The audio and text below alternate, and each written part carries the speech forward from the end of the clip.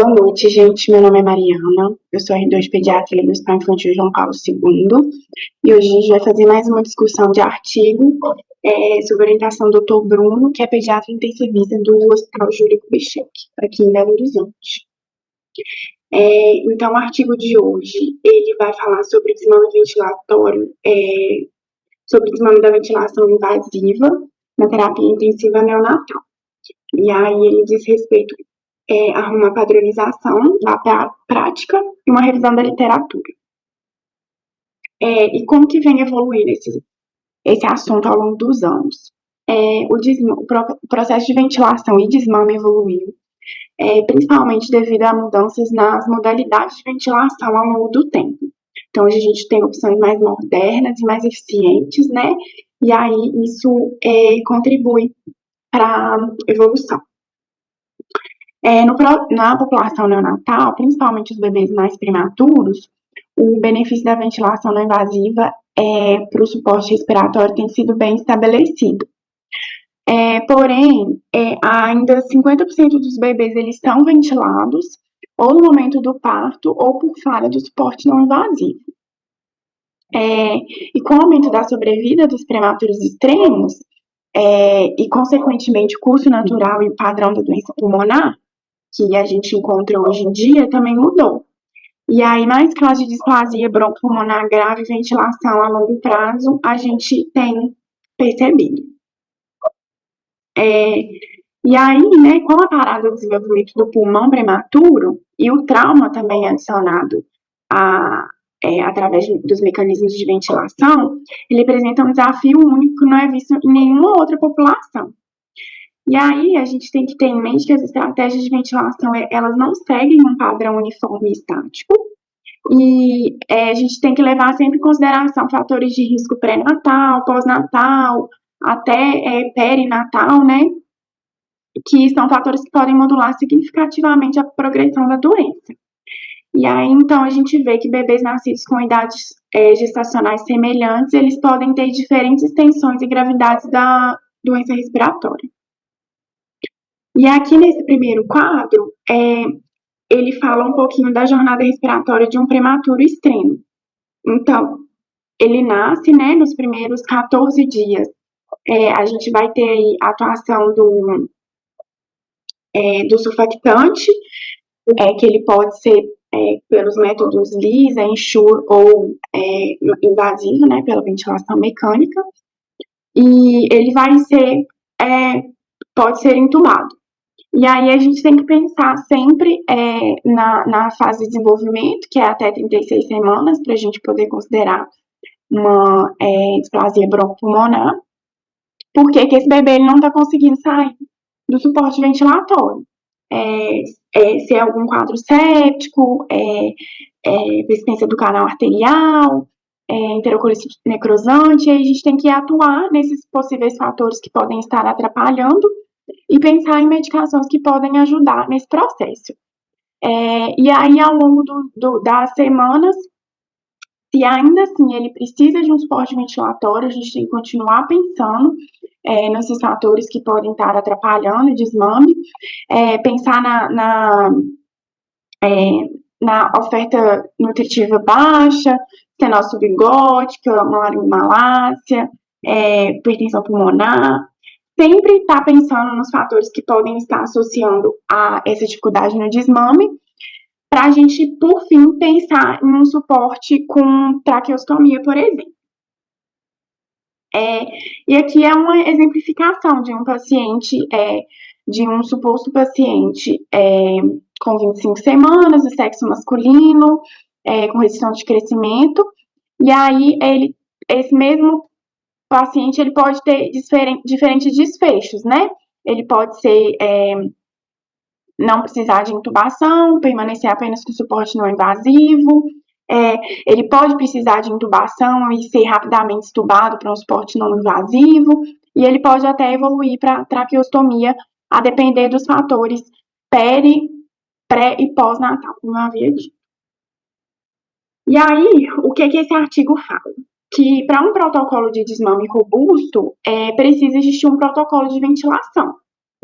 Então, as evidências sugerem que os protocolos reduzem a permanência na terapia intensiva e a duração da ventilação, mas eles não, isso é em adulto, né? Mas eles não conseguem mostrar um impacto na mortalidade ou desfecho. Então, na pediatria e na neonatologia, os resultados são conflitantes, mas do que a gente tem baseado em adulto, é o suficiente para sugerir o benefício de ter um protocolo para se basear. E aí ele fala também que apenas 36% das unidades correspondentes tinham um protocolo de desmame de ventilação.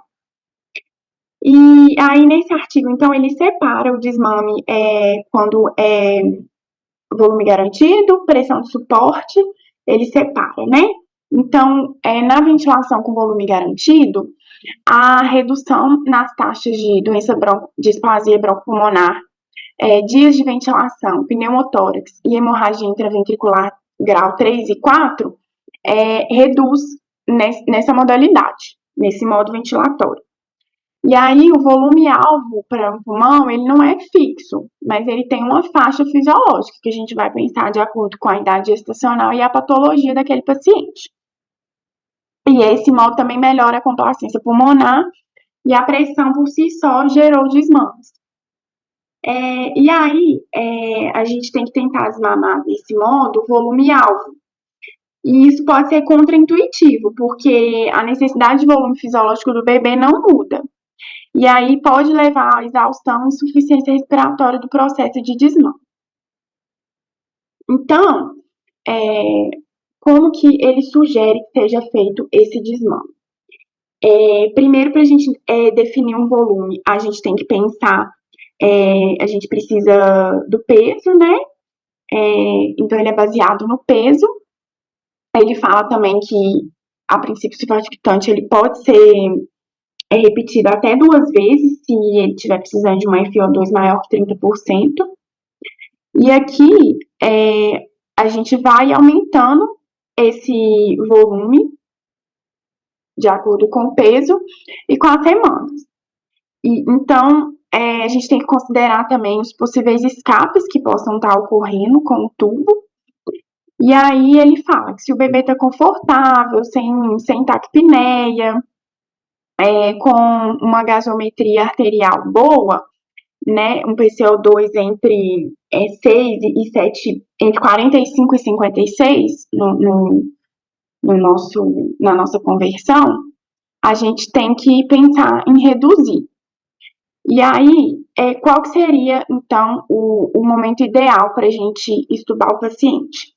Seria uma PIP entre 12 e 15, uma FiO2 aproximadamente de 30%, sem desconforto respiratório, sem taquipneia, e ele tem que estar assumindo uma frequência respiratória própria.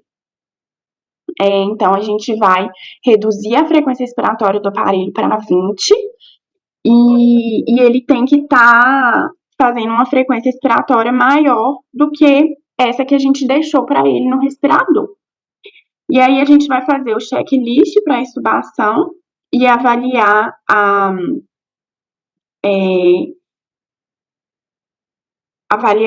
o teste de respiração espontânea, que aí eu vou mostrar mais para frente como que é esse checklist que eles orientam. E aí a gente pode estubar tanto para CPAP, VNI ou até o catéter nasal de alto fluxo. Agora, se a criança ela tem uma PIP menor, com aumento do desconforto, se a gente abaixa a PIP e ele aumenta o desconforto respiratório, então a gente tem que adiar essa extubação, esse não é o melhor momento, e voltar até ele chegar nos critérios ideais para a extubação. Agora, se o bebê também tem uma queda de PCO2 e taquipneia, a gente também tem que pensar que esse não é o momento para a gente poder extubar até a gente chegar no momento ideal. E aí, o desmame com pressão controlada, o artigo fala que ele ainda está muito em uso, apesar das evidências afirmarem o contrário. Isso acontece porque ele está associado à preferência médica, familiaridade com o modo ventilatório e problemas mecânicos, como escape, por exemplo. E aí, a redução o desmame ele acontece através da redução da PIP, e aí o desmame da frequência expiratória ele não é necessário se o bebê tiver uma frequência expiratória espontânea maior que a frequência do ventilador. E aí, problemas respiratórios, exaustão e falha na extubação aumentam se a taxa for reduzida para 20 incursões respiratórias por minuto, abaixo disso, né? Então, aqui fala também que a convenção de mudar para a SINV ela não é necessária. E o modo assist controlado ele pode ser tão eficaz quanto. E o nível de pressão de suporte deve ser definido em 30% a 50% da diferença entre a PIP e a PEP, e pode ser reduzida durante o desmame. Então, aqui no quadrinho, no nosso fluxograma para o desmame de ventilação por pressão, a gente tem aqui que a gente precisa manter uma saturação maior que 91% nos prematuros e maior que 94% nos termos. E aí a gente começa a reduzir FiO2 3 a 5% a cada 15 minutos. E aí a gente tem que tentar um desmame precoce e reduzir sempre um parâmetro por vez. Nunca tentar diminuir o FiO2, por exemplo, e a PEP ao mesmo tempo. Tentar reduzir sempre o mais prejudicial primeiro, porque se alguma coisa der errado, a criança começa a ter um desconforto ali que não estava programado, a gente consegue saber e voltar para o que estava antes mais facilmente, né? Então, aqui, a gente precisa ter um bom parâmetro na gasometria também, um pH maior que 7,25 e um PCO2 entre 45 e 56, e sem acidose metabólica muito proeminente. Aqui fala também que o ideal é uma PIP menor que 16 e uma PEP menor que 6, com uma frequência respiratória de, no máximo, até 20, não menos que isso, um FiO2 em torno de 30%, a MAP de 8%, para a gente pensar na extubação. E aí, aqui fala que no modo assist controlado seria o menos complicado. A gente vai abaixar a PIP até menor que 16, alternando com a FiO2, então sempre um de cada vez. E a gente só abaixa a PEP se a FiO2 estiver menor que 30%, senão a gente mantém a PEP. E aí, no modo de pressão de suporte, o tempo expiratório ele pode ser tão menor que reduz a MAP e aí a PEP, então, a gente tem que aumentar ela para poder prevenir a telectasia. E aí, a gente reduz a PIP e mantém uma frequência de 20 por 2 horas antes da extubação. Então, ele tem que manter-se assim por pelo menos 2 horas antes. Já no modo de SINV, a gente não reduz a PIP menor que 20 e depois a gente começa a reduzir para até 30 a frequência respiratória. E a gente reduz a PEP apenas se a FiO2 for menor que 30% também, para avaliar a extubação.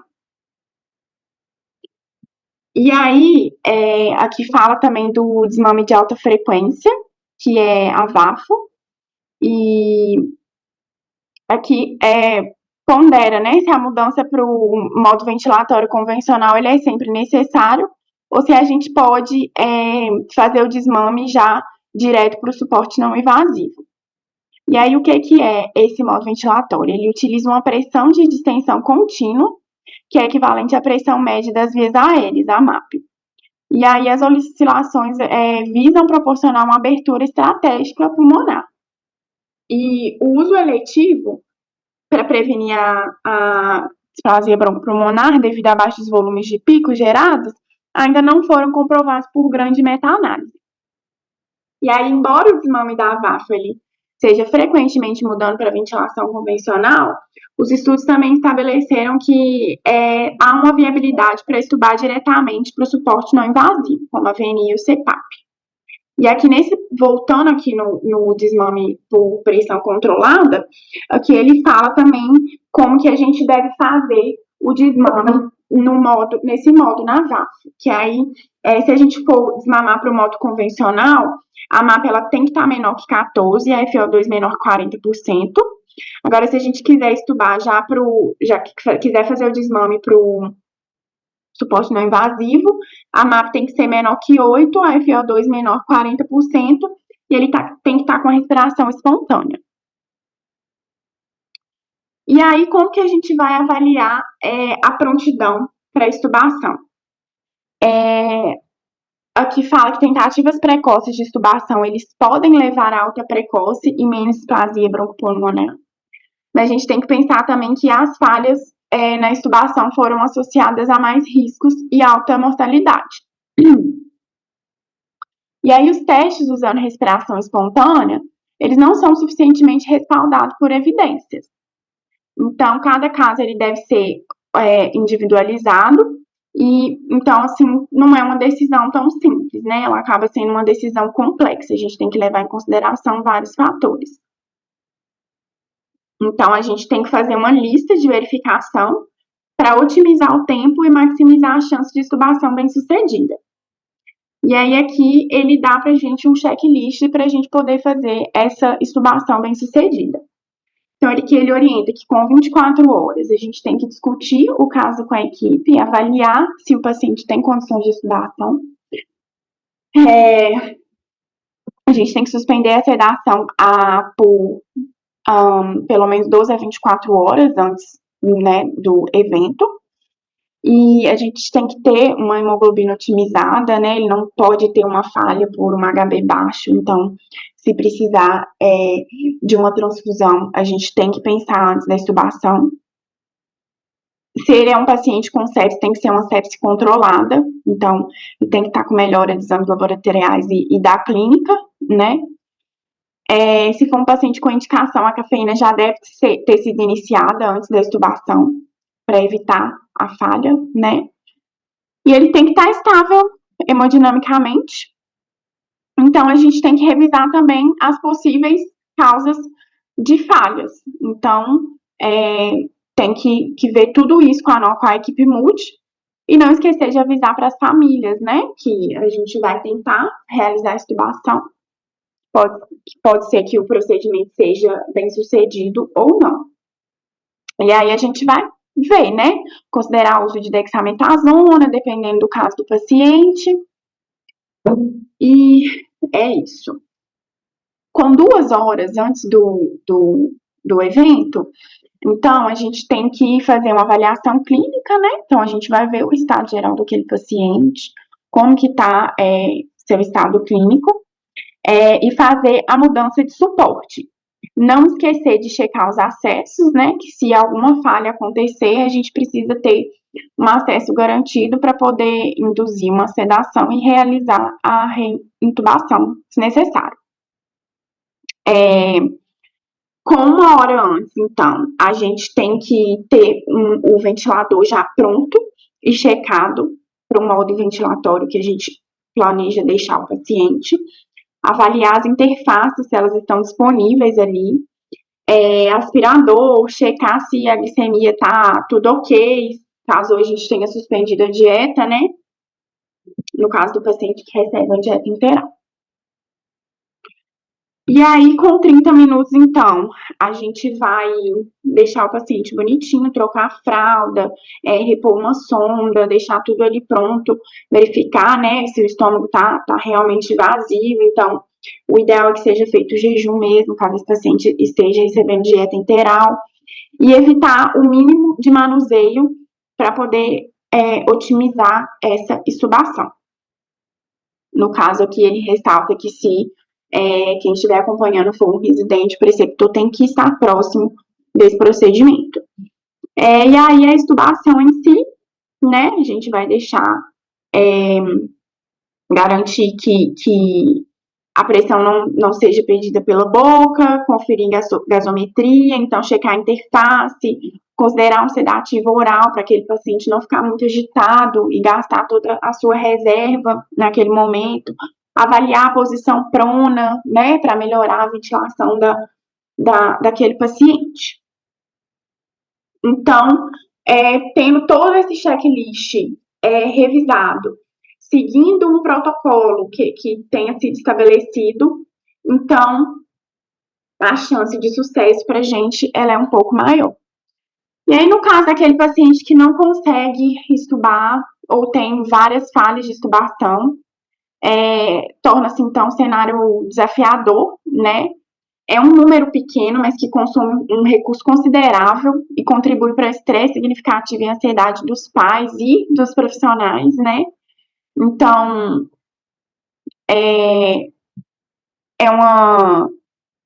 pode estar associada a comorbidades, né? Como baixo crescimento, força muscular respiratória, osteopenia, hipertensão pulmonar, refluxo e excesso de secreções, levando à aspiração frequente e manejo da sedação e analgesia.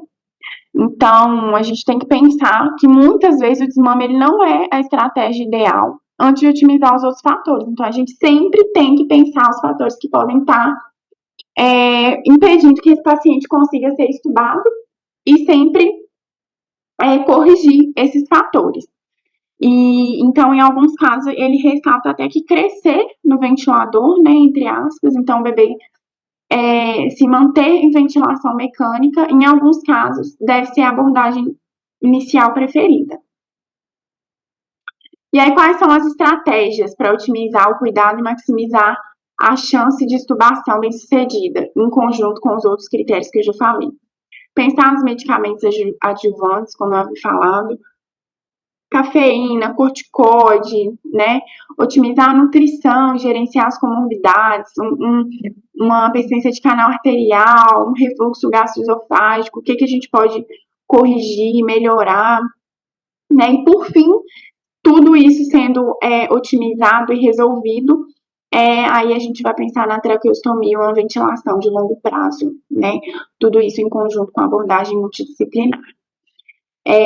Então, ele ressalta também que o uso de pressão em volumes convencionais para ventilação levaria à telectasia, aprisionamento de ar, incompatibilidade de volume corrente, que se manifestará como taquipneia e agitação do bebê.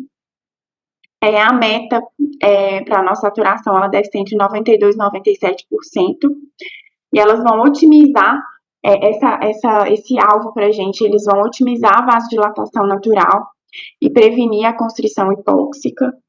E esse fator ele é importante dada a remodelação crônica da vasculatura pulmonar e da coexistência de hipertensão arterial pulmonar com displasia broncopulmonar. E aí, qual que seria o suporte respiratório pós-extubação?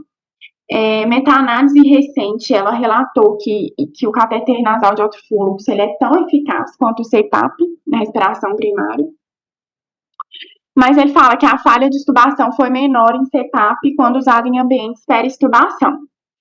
E ressalta também que não há evidência para prevenir a VNI ao invés do CPAP, mas um estudo recente relatou que a VNI demonstrou ser superior ao CPAP na redução de incidência de falha na extubação e da necessidade de reintubação em 48 horas a 7 dias após. E aí, outra modalidade não invasiva que também está ganhando força é a VAF, para apoiar na extubação. E aí, o que esse artigo conclui é que o processo de desmame ele deveria começar assim que o paciente tiver sido ventilado, e ele reforça a necessidade de compreender a fisiologia da doença e adaptar as estratégias, em vez de adotar uma abordagem de tamanho único. Então, fica aí o recado, né? Sempre individualizar e ter um raciocínio lógico aí para cada paciente. Obrigada, gente. Boa noite.